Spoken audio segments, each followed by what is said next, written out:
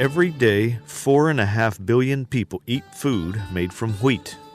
It's the biggest single source of food in the world. Nearly $100 billion worth of wheat is grown, bought, and sold every year. The amount of land given over to wheat production far outstrips the other major crops such as rice and corn. The U.S. government's own figures show that global wheat production is increasing by 10 million tons per year. The wheat I grow comes from wheat that was grown by people thousands and thousands and thousands of years ago. And I don't feel that I have the right to violate that for the people who are going to come after me. It is impossible to overestimate the importance of wheat to so many people in so many different cultures. China, traditionally considered to be a rice-eating society, actually tops the global league tables of both wheat production and consumption. The thing I like the best is harvest time. And that harvest, that wheat coming in, that quality product that I know is going to be utilized to feed people, this is what farming is about, because certainly there are better ways, easier ways to make a living. Wheat is an essential ingredient in hundreds of foodstuffs. Bread, pasta, couscous, noodles, cakes, cookies, pizza, even beer. But for most people, wheat simply means one thing: their daily bread. From the sliced white loaf to the bagel, from the chapati to the baguette, bread is one of life's essentials.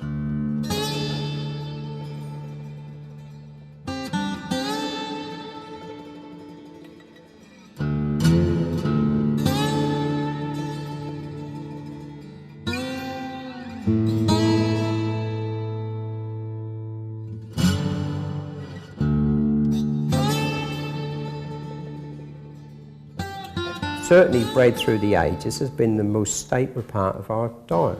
In many countries, or in the vast majorities, it's still the staple diet. And it's a very dangerous product to mess about with. Nations have fallen for this bad quality of the bread in the past, and they've been built on the strength of it. Wheat is, like worldwide, a very, it's your daily bread. This is your crop that the whole world has been living on, compared to, say, maybe rice in some parts of the world, but bread in this part of the world, in Europe especially, is a very important crop. We've been growing wheat for centuries, since the time of the pyramids, without Roundup and without chemicals and without commercial fertilizers, shall we say. Between them, Canada and the United States grow nearly 1/5 of the world's wheat, second only to China. Half of the U.S. and 3/4 of the Canadian wheat harvest is shipped abroad. Europe, Japan, and Southeast Asia are the main export markets. If, for whatever reason, these countries stopped importing North American wheat, prices would plummet and already hard-pressed farmers would be squeezed even further. Basically, there will be a real problem in segregating GM wheat from non-GM wheat. So there will be many countries that will shun away from all Canadian spring wheat if we introduce GM wheat into the country and grow it commercially. So who would put at risk the wheat that billions depend on for their daily food? Who would jeopardize the livelihoods of thousands of North American wheat farmers? Who puts money before food and environmental safety? And who, against all the evidence to the contrary, is trying to convince farmers there's a market for genetically engineered wheat? Monsanto, that's who. I feel it's absolutely incredibly atrocious to see what's happening with companies like Monsanto. There's so many aspects of what's happening that point to the fact that they're just doing this without any proper regard. And to me, that's, as far as corporate stewardship would be concerned, it's obviously not on the books for a company like Monsanto. They don't have any proper regard for their fellow man.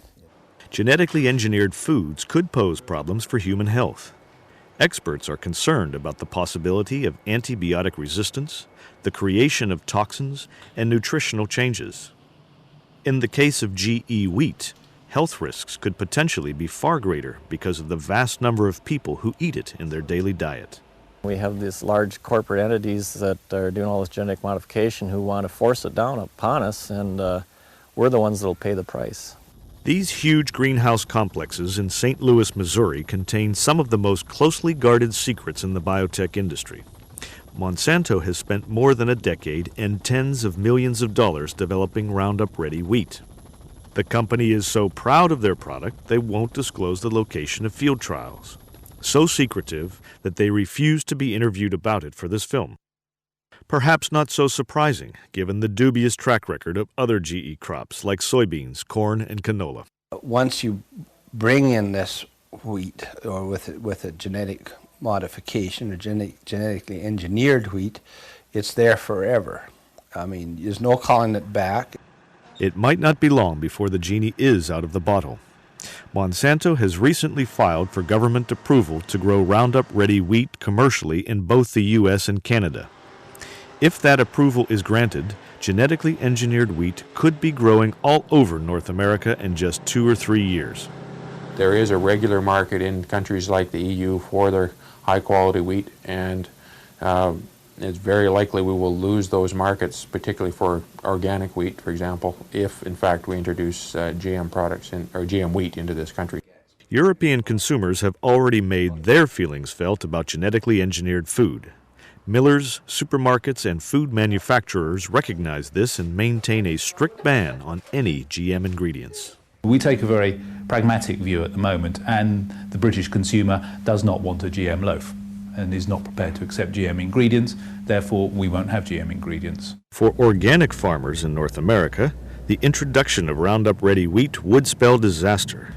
They're already reeling from contamination by other GE crops, notably canola, soya, and corn. The tiniest trace of Roundup-ready wheat would be enough to make an organic miller or baker look for alternative supplies.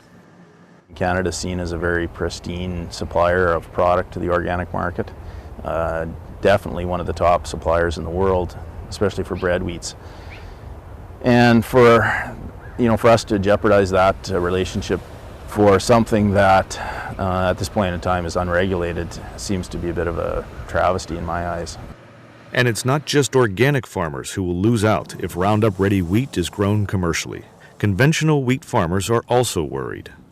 Something that, like seeds, are the commons. They've been part of an exchange amongst farmers for a number of millennia. You know, the corporate world, their business strategy, they're appropriating that entire history of wheat, and they're patenting it, and they're taking possession of that. And this is the commons. This is something that should be freely exchanged amongst farmers, amongst researchers. The economic situation in North Dakota right now is bleak without genetically modified wheat. If it's introduced prematurely, if it's introduced without certain safeguards in place, it will be a crushing, crushing blow to our economy.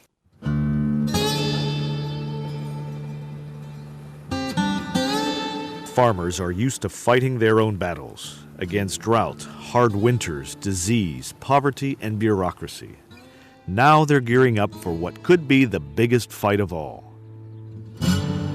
It's not just about a new genetically engineered crop.